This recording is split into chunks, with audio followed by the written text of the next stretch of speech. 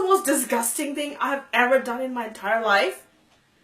It was cleaning my baby brother's poop. So disgusting. I don't want to think about it. So horrible. It is absolutely horrible. Cleaning it, even looking at it. Oh, and I have to clean it. But you know what? I only had to do it, a few times. But our mothers did that for us every time. My mother did it for me. Your mother did it for you as well. How many times? I'm gonna tell you in this video a little bit later, inshallah. You'll be shocked. But first, let's see what Allah subhanahu wa ta'ala tells us about mothers. وَوَصَّيْنَا الْإِنسَانَ بِوَالِدَيْهِ حَمَلَتْهُ أُمُّهُ وَهْنًا عَلَى وَهْنٍ وَفِصَالُهُ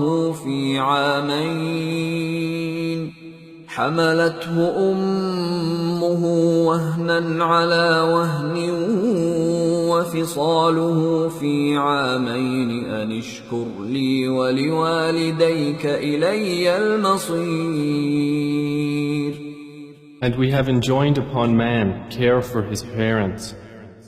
His mother carried him, increasing her in weakness upon weakness, and his weaning is in 2 years. Be grateful to me and to your parents. To me is the final destination. So let's have a look at what happens to your mom when she's carrying you in her body. Look how big her uterus has grown to house the baby. It takes up a huge space inside her. And see how her spine has curved with all the extra weight. No wonder she gets backache. Her organs have all been squashed upwards as her uterus has expanded. Her stomach, her liver, her lungs. That's why she feels breathless. Her large intestine, her colon, is now up near her rib cage. It used to be much lower. But the most dramatic change is to Philippa's heart.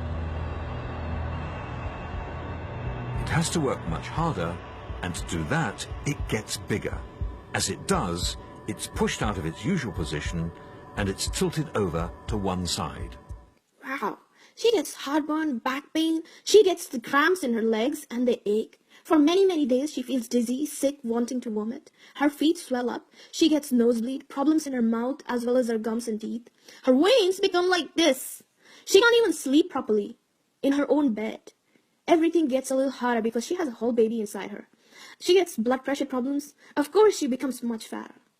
As that baby is pushing her bladder all the time, she needs to pee a lot, which can, sometimes be very embarrassing. And there is much more. But I'm going to stop here as there's just way too much and I don't want to scare you. All this she goes through for not just days, weeks, but months. And then, is it over? Remember, Allah subhanahu wa ta'ala said, weakness over weakness. It gets worse. She goes through even worse pain when she is giving birth.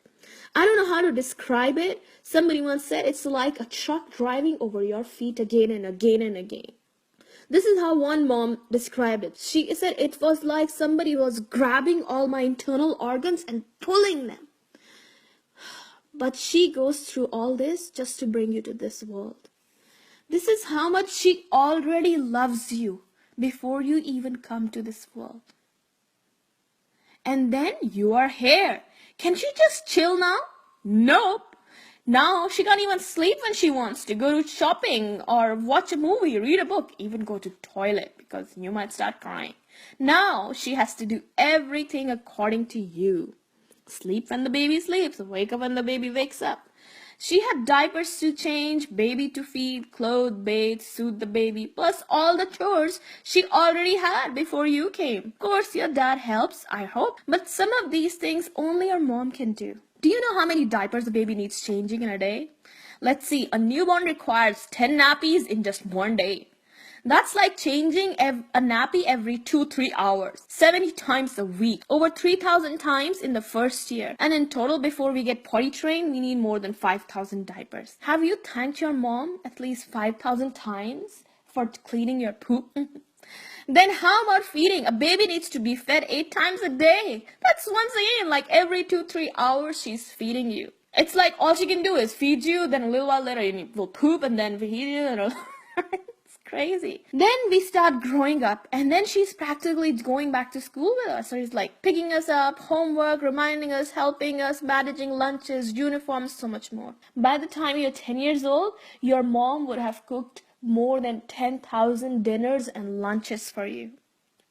Her energy, her body, her time, even her money that she could have used to buy clothes for herself, she now uses them to buy clothes for you.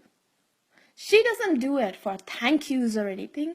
She only does it because she loves you.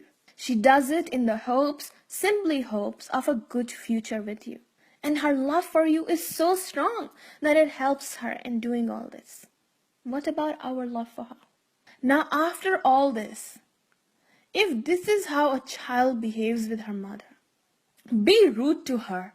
When she asks for something, either we don't answer or say, what? Why me? We even question her love. You don't love me. You never give me anything. I must be adopted. You're so unfair to me. Roll our eyes. Stare at her face angrily. Did you ever think how she really feels when she gets this attitude? It breaks her heart. It just breaks her heart. It may even shock her at first. What's happening? This baby, this child I gave so much to, why is he acting like that? Did I do something horrible? These words, rude behavior, even saying something as small as what, can be like a knife that you stab her heart with. Yep, even something as small as what can be that painful to her. No wonder Allah subhanahu wa ta'ala has commanded us not even to say oof to her. Because only Allah knows how she feels and how much even that small word can hurt her so deeply. Your words can be like a sharp knife that cuts her heart. We know that Allah curses the person who curses his parents. Imagine how horrible would be the curse of Allah subhanahu wa ta'ala. In fact, bad treatment towards a parent is a major sin and a sin for which Allah rushes the punishment in this world. It will come much quicker to us. It could be anything. It could be you never make any friends or your friends start being really mean to you, just like you were mean to your parents. Sometimes she will show you that she is mad, she got hurt, but a lot more times she will just heal without even letting you know that she was hurt. Why? Because she still loves you. Be careful with your mother's heart, the heart that loves you more than anybody else will ever love you. Nobody can hurt your mom more easily than you can. And nobody can hurt her worse than you can. You can hurt her so easily and so badly. So be careful with her heart. Be gentle, very gentle with it. We all know the famous hadith, your mother, your mother, your mother. Of all the people in your life, she is the most important. Allah subhanahu wa ta'ala has put her above all the people in your life. So show her that she is your queen. She has proved her love for you for years. Have you? Show her nothing is more important to me, mom, than you. No silly phone, no game is more important than what you want me to do. No friendship, nothing. Friends are far, far, far below her. How can we ever put what our friends want above what our mother wants from us? Abdullah ibn Abbas radiallahu anhu, a companion of the Prophet Muhammad sallallahu alaihi wasallam, a great scholar, once said, there is no good deed that brings people closer to Allah than kind treatment and respect towards one's mother.